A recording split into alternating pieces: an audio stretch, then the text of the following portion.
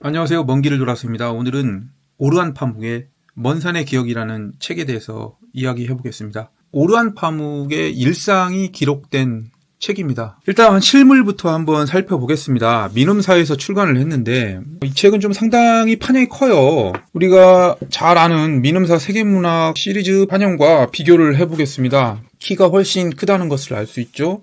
그만큼 이 먼 산의 기억은 외양부터가 상당히 특이하다라고 말씀드릴 수 있습니다.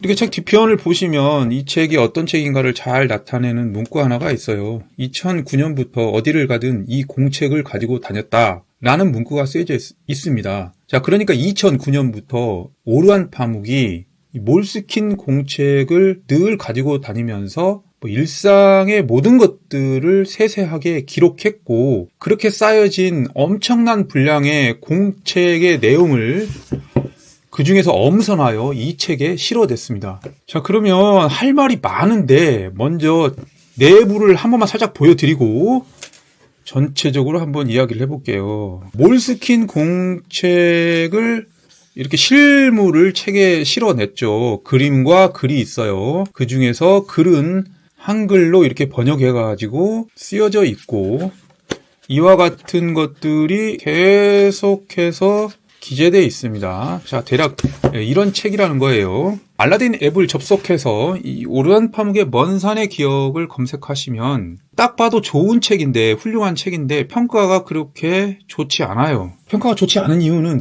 책의 내용이 나빠서가 아니라 제본 방식 때문에 그러한 것 같아요. 제가 가지고 있는 책도 겉표지가 이렇게 떨어졌어요. 내부는 완전히 펴지도록 하는 방식이에요. 이 사철 방식은 좋지만 겉표지와의 결합 방식은 뭔가 문제가 있어 보입니다. 그렇지만 책이 훌륭하면 제본 방식이 얼마나 중요하겠습니까? 하나하나 차근차근 이야기해 보겠습니다. 자, 이 책의 저자는 오르한 파묵입니다. 오르한 파묵은 노벨문학상을 수상한 튀르키예 유명 작가죠. 오르한 파묵은 지필 활동도 활발했지만 또 국내에도 많은 번역본이 있어요. 10권 정도 번역된 걸로 알고 있습니다. 대략. 그 모든 책을 제가 다 소장하고 있지도 않고, 저는 오르한 파묵의 작품을 그렇게 많이 읽은 것도 아니에요. 그렇지만 오르한 파묵 하면 가장 떠오르는 대표격인 내 이름은 빨강은 저는 완독을 했었어요. 그리고 오르한 파묵 하면 튀르키예 작가임과 동시에 이스탄불의 작가라고 일컬어지고 있습니다. 즉, 오르한 파묵이 이스탄불에서 태어나서 성장했어요. 평생을 이스탄불에서 살아온 작가답게 그의 어떤 작품에 스며져 있는 가장 큰 영향 요소는 이 이스탄불이라는 도시입니다. 그렇기 때문에 저는 이스탄불이라는 책도 별도로 읽었어요. 자, 이것이 제가 읽은 오르한 파묵의 작품입니다. 아, 그리고 빠뜨린 게 있네요. 작가란 무엇인가에서도 이 오르한 파묵의 인터뷰가 실려 있어요. 오르한 파묵에 관해서는 이 책을 통해서도 일부 읽었었습니다. 그러다가 제가 오늘 도서관에 갔어요. 도서관에 가서 이렇게 페스트의 밤, 내 마음의 낯섦, 순수박물관, 눈, 이 4권의 작품을 또 별도로 빌려왔습니다. 여러 작품이 있는데 그 중에서 왜 이 4권만을 대여했냐라고 묻는다면, 먼 산의 기억이라는 책에서 이 4작품이 유난히 많이 언급되고 있습니다. 따라서 궁금했어요. 너무나 먼 산의 기억에서 이 작품들에 대한 이야기가 많다 보니까 읽지 않고는 못 버티겠다라는 생각이 들었습니다. 그 중에서도 특히 내 마음의 낯섦과 순수박물관은 꼭 한번 읽어보려고 합니다. 자, 어쨌거나 대략 제가 가지고 있는 또는 대여한 파묵의 책이 이렇다는 것을 먼저 말씀드리겠습니다. 이렇게 책을 보여드린 이유도 있어요. 조금 있다가 저 먼 산의 기억을 이야기할 때 책들이 자주 등장하거든요. 자, 그러면 이제 이 먼 산의 기억이라는 아주 신기하고 특별한 책의 본문 속으로 한번 들어가 보겠습니다. 저작권 관련해서 책의 내용을 제가 무작위로 막 상세하게 보여드린다면 문제가 있겠죠. 그러니까 이야기하고자 하는 부분을 위주로 해서 보여드려 보겠습니다. 이렇게 첫 번째 페이지를 넘기면 복잡한 그림이 등장하고 몇 가지의 단어가 쓰여져 있습니다. 좀 무언가 글보다는 그림이 우선시된다는 생각을 할 수 있겠지만, 이 책장을 넘기면서 이 글과 그림 모두 분량이 비슷하고 글도 상당히 중요한 역할을 한다는 것을 알 수 있습니다. 한마디로 이 책은 오르한 파묵이 2007, 8년부터 2022년까지 몰스킨이라는 공책에다가 이와 같은 글과 그림을 그렸었는데 그 중에서도 특히 이 책은 2009년부터 대략 2020년까지에서 특별히 엄선하여 실어낸 것입니다. 그렇다면 어떠한 것 등을 이 책에다가 엄선해서 실었는지 그것들 하나하나 책과 다른 것들까지 결부시켜서 이야기를 해보겠습니다. 그러면 먼저 오르한 파묵이 어떤 사람인가에 대한 개략적인 설명이 필요하죠. 왜냐하면 이 책은 소설이 아니라 오르한 파묵 자신의 어떤 일상과 생각을 기록한 책이니까요.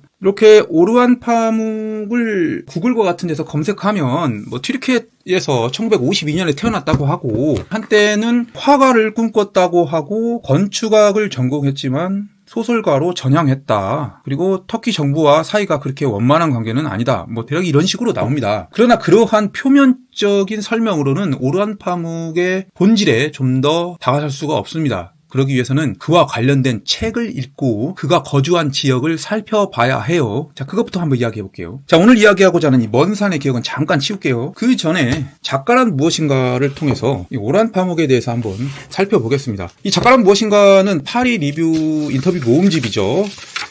여러 소설가가 있습니다. 너무나도 유명한 소설가가 있죠. 대부분 잘 아시는 유명한 소설가들은 다 있어요. 움베르토 에코가 제 첫 번째고 두 번째가 이 오르한 파묵입니다. 세 번째는 무라카미 하루키, 폴 오스터, 이언 맥퀴온, 필립 노스, 밀란 쿤데라, 레이몬드 카보, 가브리엘 가르시아 마르케스, 어니스트 헤밍이 엄청난 소설가가 쭉 이어지죠. 그 중에서 두 번째가 오르한 파묵이라는 거예요. 오르한 파묵 인터뷰 쪽으로 한번 제가 가보겠습니다. 오르한 파묵의 실제 모습과 거의 비슷한 스케치 영상이죠. 이 책에서 가장 많이 나오는 것 중에 하나는 터키 정부와의 관계입니다. 터키가 한때 20세기 초반에 아르메니아인을 대학살했었어요. 그래서 오르한 파묵이 과거 터키 정부의 잔혹함에 대해서 언급을 하다 보니까 이 정권과 관계가 아주 안 좋아졌습니다. 그래서 왜 그런 생각을 했고 왜 그러한지를 인터뷰에서 많이 물어봅니다. 그리고 이 작품을 쓰는 과정과 작품에 대한 생각도 물어봅니다. 그리고 왜 글을 쓰는지 또는 화가가 되고 싶었던 이유와 그 다음에 소설가로 전향한 거에 대해서 이런 것 등이 기록되어 있습니다. 그리고 빠지지 않는 것이 이 책에 대한 이야기입니다. 이 이스탄불에 대한 이야기를 파리 인터뷰 모음집에서 많이 물어봐요. 파묵에 대해 좀 더 자세히 알 수 있는 내용이 있다는 것은 대충 이 정도만 말씀드리고 이스탄불에 대해서 좀 더 이야기를 해볼게요. 뒷면을 보시면 이런 문구가 나와요. 2006년 노벨 문학상 수상자인 오르한 파묵은 세계적으로 터키 작가라기보다는 이스탄불 작가로 더 잘 알려져 있다. 이렇게 나옵니다. 그만큼 파묵의 작품에는 이스탄불에 대한 이야기가 많이 나오고 또는 이스탄불의 사회적 어떤 변화상이 파묵에게도 분명 영향을 미친 건 사실인 것 같습니다. 이 책을 이렇게 펼치게 되면 지도가 한 장 나옵니다. 이 지도는 예사롭게 볼 일은 아니에요. 왜냐하면 여기가 지금 이스탄불의 지도고 이스탄불을 가로지르는 보스포러스 해협이 있고 아주 중요한 곳이 하나 나오는데 지한기르라는 곳입니다. 이쪽은 바로 파묵이 어렸을 때부터 성장한 곳이고 현재에도 거주지인 곳이고 이쪽에서 작품 활동을 상당수 많이 했고 이 지한기르에서 바라본 풍경을 이 책에다가 그림으로 그렸던 것이죠. 지한기르에서 보스포러스 해협을 바라보면서 수많은 바다와 배가 그림으로 등장합니다.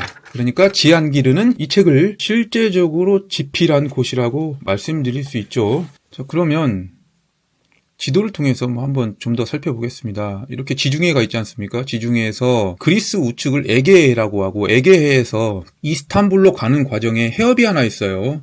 여기를 다르다넬스 해협이라고 합니다. 이 다르다넬스 해협은 1차 세계대전 당시 갈리폴리 전투로 유명하죠.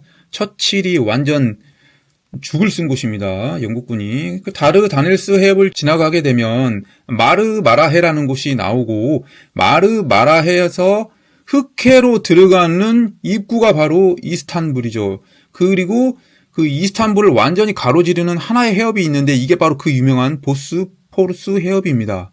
이 보스포러스 해협 중에서도 베이욜루라는 곳에 지한기르라는 곳이 있다고 합니다. 저 지한기르를 처음 알았어요. 이 책을 읽다가. 지한기르라는 거주지에서 이쪽 보스포러스 해협을 매일같이 파묵이 바라봤던 것이죠.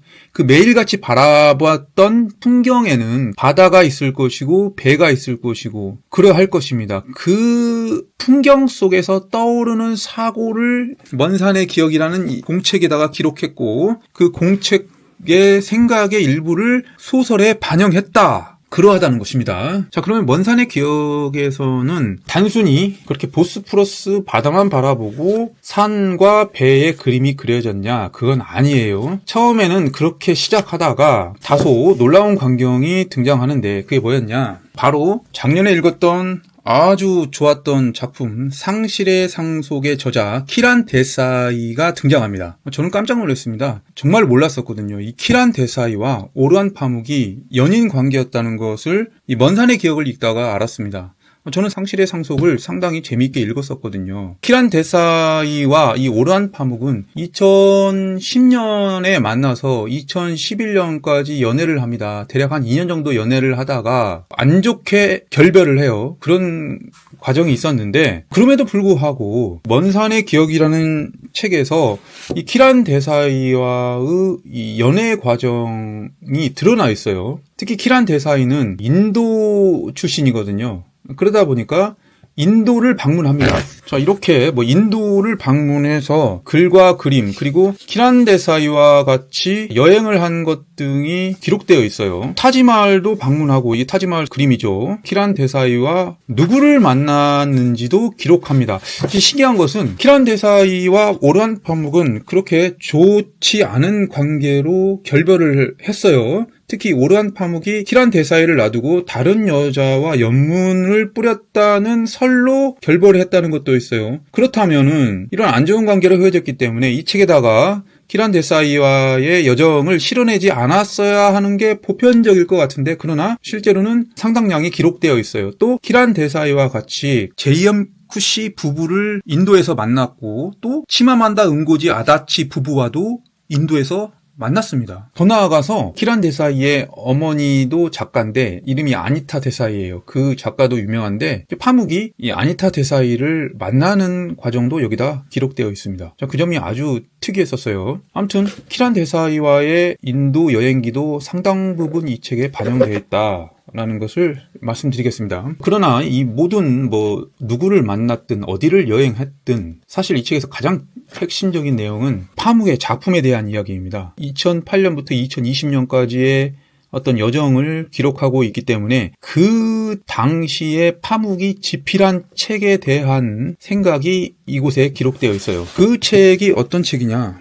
두 권입니다. 이외에도 다른 책에 대한 언급도 살짝 있지만 두 권이 압도적으로 많아요. 내 마음의 낯섦이라는 책과 페스트의 밤. 이 두 권에 대해서 이 책은 아주 상세하게 기록하고 있습니다. 특히 내 마음의 낯섦의 전면에 등장하는 이 남자아이가 메불루트예요. 메불루트에 대해서 많은 기록을 합니다.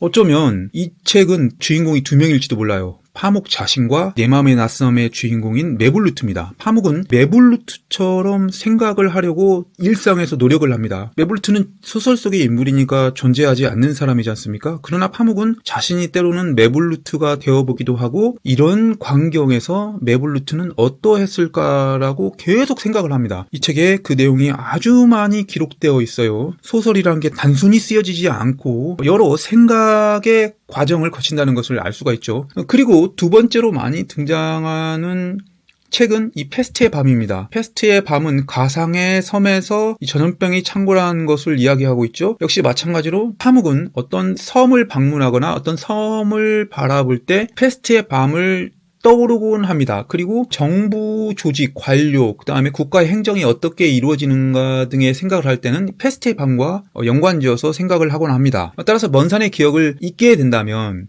이 내 마음의 낯섦을 읽고 싶어 합니다. 특히 이 주인공 메블루트가 도대체 어떤 사람이길래 파묵이 그토록 고뇌하고 생각이 많았는지에 대해서 궁금해질 수밖에 없는 거예요. 역시 마찬가지로 페스트의 밤도 궁금해집니다. 자, 먼산의 기억에서 이러한 작품이 많이 등장한다는 것이고, 반드시 짚고 넘어갈 또 하나의 작품이 있어요. 순수박물관입니다. 순수박물관은 원래 내 이름은 빨강처럼 모던 클래식으로 이미 한번 출간을 했었는데 최근에 판형을 바꿔서 다시 출간했죠. 자, 이 순수박물관도 먼산의 기억에서 아주 중요해요. 왜냐하면 순수박물관이라는 책을 집필을 완료를 진작 했었어요. 그런데 이 책에서 등장하는 어떤 이 물품 등을 실제의 현실 세계에서 파묵이 개인 박물관으로 개장을 하려고 했었던 거예요. 그런데 쉬울 줄 알았던 이런 박물관 개장 과정이 너무나도 힘들고 고통스러웠던 거예요. 파묵한테는. 이 책에서 툭하면 이 순수박물관을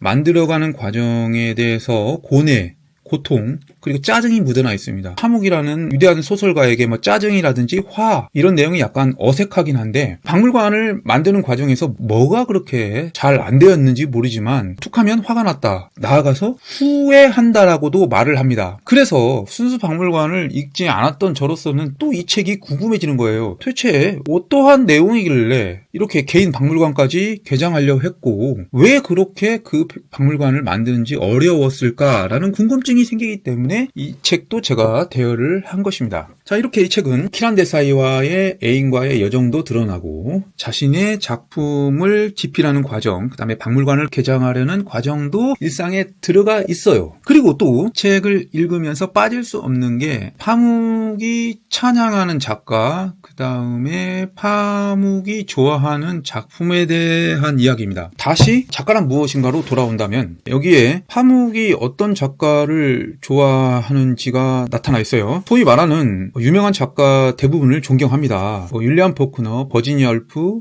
그리고 무엇보다도 토마스 만을 존경한다고 이 책에서 이야기하고 있습니다. 그런 줄만 알았는데 방금 작가란 무엇인가에서는 과거의 이야기고 그렇다면 현 시점에서는 누구를 존경하고 좋아하냐라는 것이 이 책에 자세히 기록되어 있습니다. 아마도 파묵은 톨스토이를 가장 위대한 작가로 여기는 것 같아요. 그래서 파묵은 톨스토이의 묘지를 방문합니다. 그리고 톨스토이의 묘지를 이렇게 그림으로 그렸어요. 자, 화면에 보이는 것이 바로 톨스토이의 묘지라고 합니다. 톨스토이를 가장 좋아하는 것을 알 수 있고, 그리고 제가 책을 읽다가 상당히 반가운 지점 등이 여러 군데 있었는데 제가 읽었던 책이라든지 또는 제가 좋아했던 책을 파묵이 언급하는 부분이었어요. 그 중에서도 가장 반가운 책은 더니알 미나딘의 작품이었습니다. 더니알 미나딘은 제가 제 인생 책이라고 방송을 한 적이 있었어요. 더니알 미나딘의 단편 소설을 재미있게 읽었다라고 나오는 부분에 대해서는 상당히 기분이 좋았습니다. 제가 그토록 좋았던 작품이라고 생각하는 것을 파묵도 그러하다고 생각하니까